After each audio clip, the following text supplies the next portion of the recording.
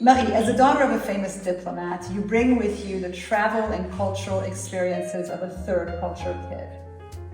You have been socialized with exposure to various cultures, from the cultures of India, the United States, France, but also China, through mentors like the late French-Chinese artist Zao Wou-Ki, who actually left you his tools and brushes, and of course through your family's gallery, the Villepin Gallery in my Hong brother's, Kong, run by your brother, exactly. So Roland Barthes maintains that artists rely on their culture's visual language of colors, forms, and brush strokes. But you have been influenced by so many cultures.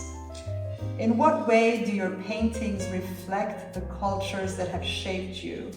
And where can we maybe recognize the impact of these cultures, especially in your large-scale works? That's a very deep and thorough question for the first question. I like to dive right in. No problem. Indeed, I was born in the US and I was raised in India, and my father was a diplomat. I think you can never shake that from a man, so I think he will always be a diplomat.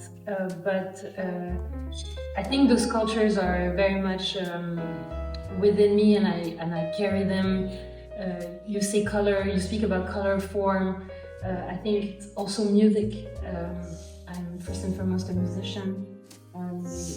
Painting came as a second way to express myself, and it became my sole language. And I think in painting I'm able to gather all the different influences and try to reshape and rebuild on a blank slate. And it's the same sort of practice, like always going back to that blank canvas with, a new appreciation and with all this different baggage. So yeah, I think I don't try to overthink it too much. I think we are all very much multi-layered, and I know it's a great advantage and a strength to be, from different, culture, background, and hopefully it translates into my painting. Mm-hmm. So let's go to these two aspects of your work. So all your work, already as a Givenchy model, where you were the face of the campaign Ange ou Démon, to your work as a musician, singer, songwriter, guitarist of PINKMIST, which, correct me if I'm wrong, I would interpret it as kind of in between funky, jazzy ballad to rock and punk. Sure. Okay. And in the past 10 years, your work as an internationally renowned artist who has presented exhibitions all over the world. All of your work always has this va-et-vient between the beautiful, the tender, the delicate, and on the other hand, the almost evil, disturbing, destructive, right? Yeah. So when describing your work, the Galerie Melbye-Kona says that your work unfolds between figuration and abstraction, that in your paintings, delicate lines collide with eruptive fields of color, that you juxtapose destruction and hope, rage and poetry, chaos and meaning. Care to elaborate on this is very interesting to see in your works. I think it's a necessity for me to always be on the brink of, like, the precipice. I love the edge. It's something that is very much a part of my personality. Like I know I enjoy the destruction in my work, and when I see what's going on around the world, and of course I'm very much in tune to the geopolitics and the different conflicts that are plaguing our sad, beautiful world, I can't escape that feeling. And so that's why I think it's very important for me to balance it. So whenever I have those tendencies, those lines that come through in my art, I always need to balance it out with something. And you were speaking about form and Roland Barthes in the beginning, and of course it reminds me of Zao Wou-Ki and the text, the many texts the beautiful text he wrote on him. And for me, color informs the form. It's not, it is very much, how do you say, shaping my field. And in that way, I'm of course borrowing from all the lineage from the New York school, whether it be, Helen Frankenthaler or Joan Mitchell, Philip Guston, or even de Kooning. So I'm very much inscribing my work in that lineage because it spoke to me from a very early age. I was privileged enough to go through many different artist studios as a kid because my parents were collectors, and with a lot of friends of theirs who were artists, and like Zao Wou-Ki you mentioned, but I can also talk about Anselm Kiefer, Miguel Barcelo, Roberto Matta. So I think it's very much shaped my unconscious.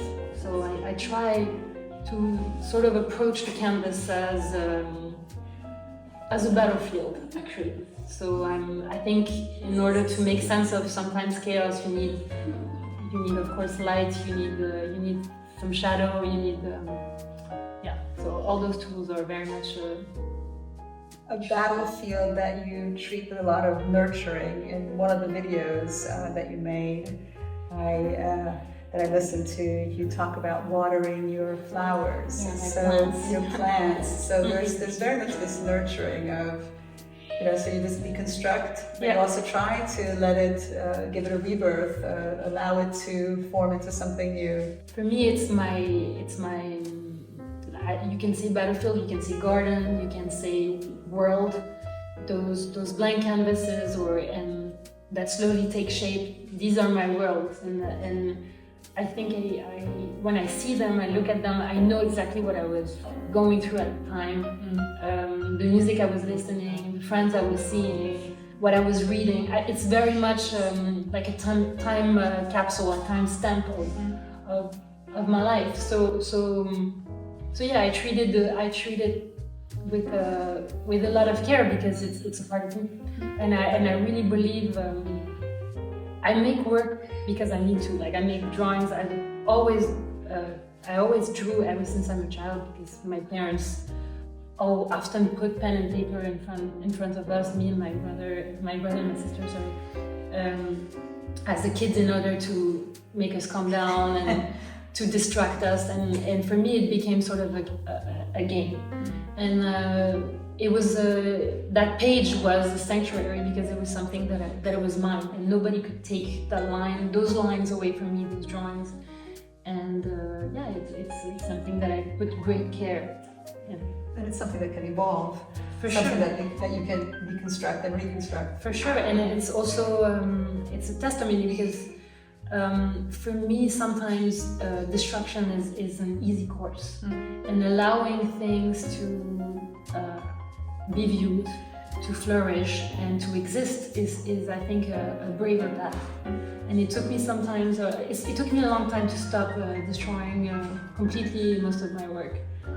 Because it was never good enough, but I felt also it was a way of thinking, okay, like I don't want to be judged, so I might as well hide it and paint over it. And now I have a different view because those works keep popping again, and sometimes you tend to reject part of your work that is new, or you're trying to judge it and judge it down. And I understood that no matter what I did, it sort of popped up again. So instead of suppressing it, I allowed it to exist, and I don't necessarily show it.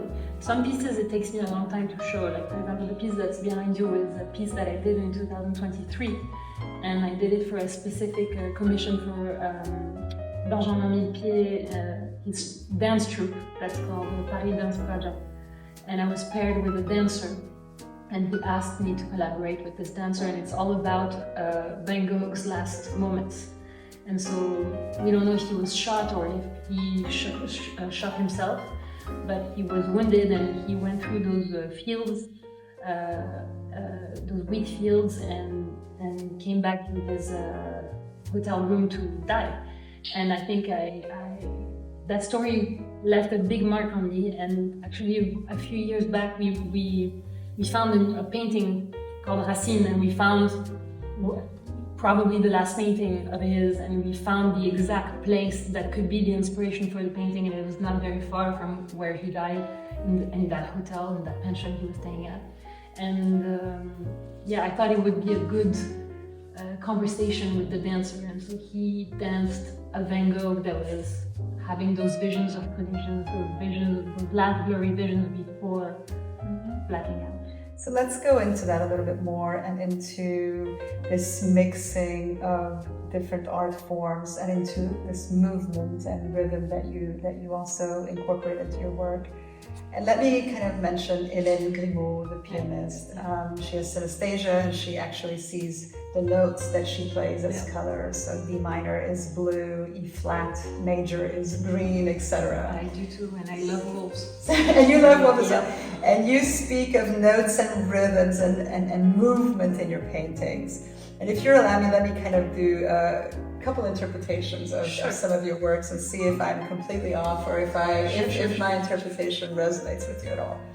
So the dance of reality, these are former works, not the ones you're exposing here at the gallery today. But the dance of reality evokes in me the sense of the sky and the seas running together to form a stage on which colorful, abstract ballet dancers twirl and contort and strut for their life. Your Ask the Dust makes me feel as if I were swept away in a sandstorm and rapidly projected towards the ocean. In Songline, I see the lines of a musical score with notes that have come to life and action.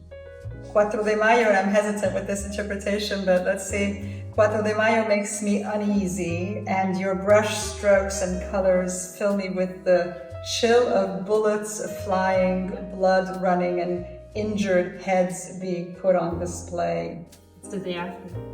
Do my interpretations coincide with what you personally sense through your painting process, and some of the movements and rhythms that you see as well?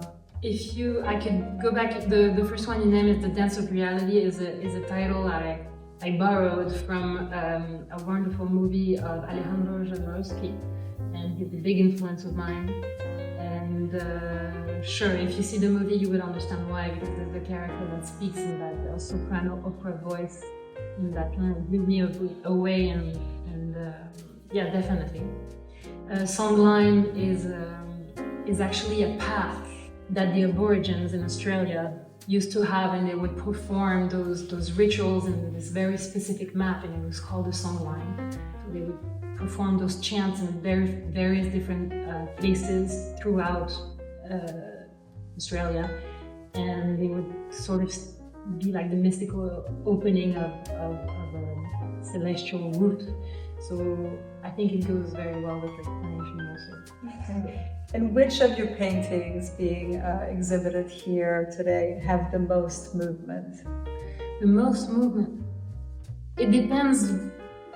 What do you mean with movement? For sure, the one that's behind us has a very specific movement because it's called Visions of Collision. It's really about Van Gogh going through his last moments and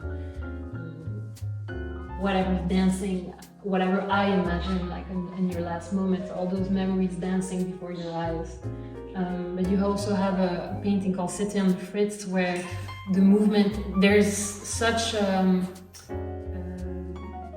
so many different movements that it becomes saturated, and when you look at it and really pay attention to it, there's a lot of things going on.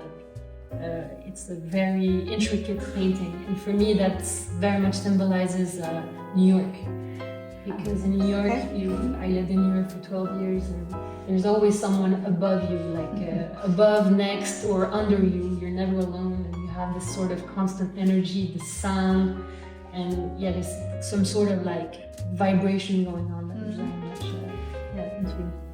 And the smaller painting on this wall? The white one? Yeah, it's what remains after looking. I did a show in Hong Kong called Turn to Salt, and that was a reference to Lot's wife, in the Bible, the Ancient Testament. Instead of looking at Gomorrah, she's asked not to look back, and Orpheus is asked not to look back at his wife, otherwise she would be petrified, and he does look back, so she becomes petrified. And it's that idea of desolation and what is left after, what remains after everything, once everything turned to salt. Two more questions, if I may. The Galerie Melbye-Kona speaks of a multi-layered atmosphere that surrounds your large-scale works. Mm-hmm. And you use many layers. Painting like You Look Like Rain, you use ink and acrylic, a Polaroid picture, cardboard, and paper. Yeah. And it's not just the different canvases or mediums you play with. You also apply your paint in a variety of ways, and you incorporate into your art political messages, literary references, and inspirations. At the same time, you say that your creative process places a great deal of importance on silence and absence. How do you channel all this creative energy and artistic energy? And how do you let sort of your body be a medium that expresses all this? I think unlike Hélène Grimaud, I'm a frustrated musician. I had several rock bands, and I never put out a real project. Like, it was always embryos. And I think a lot of my passion as an artist comes from that. And canvas, work on paper, I don't need, other bandmates. I don't need people to tell me, we can't do this, we can't do that. There's no intricacies of whatever personal relationship and matters. And sometimes I think in music, and especially as musicians, and if you've been in bands, we all suffer from that. I think as an artist, as a painter, I'm very much alone in my line. I'm very much the main character of my own movie, if you may.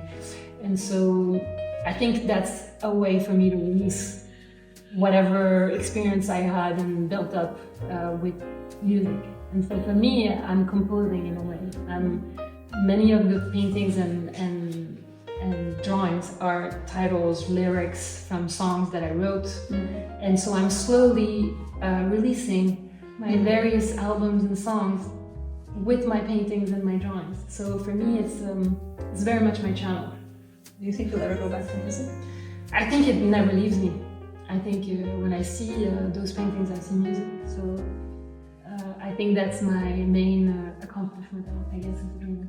Last question. Yeah, sure. Pierre Bourdieu believed that in order to appreciate specific forms of art, viewers needed to have specific cultural capital. That appreciating art required a certain upbringing, education, and social knowledge. Who do you think is most touched by your art and why? But I have to say, I don't often do, but I must disagree with whatever Bourdieu was saying. I think we are very much all equal when it comes to painting and to emotion. I think when you look at something, you feel, and whether it's rejection, whether it's awe, whether it's, sorrow, pain, joy, I think that's what painting is for. It's like a mirror. And some people are not really equipped to decipher why they feel this way. And I think that's where Bourdieu might be touching on something.